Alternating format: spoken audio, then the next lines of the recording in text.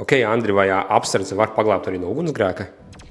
Protams, šeit ir divas sadaļas, ja mēs skatāmies drošības sistēmā, kas varbūt ir klasiski iedzīvotājiem, privātpersonām. Viena sadaļa ir tehniskā apsardze, kas ir detektori, sirēnas un tam līdzīgi, un otra sadaļa varbūt ir ugunsdrošības sistēma, kas faktiski tiek apvienoti tie signāli un nodot uz centrālo vadības pulti.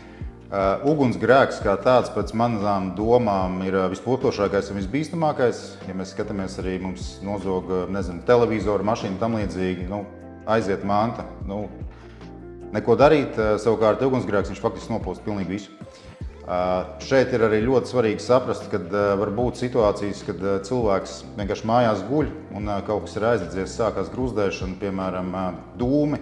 Faktiski cilvēks var nosmakt no ogliskāvās gāzes.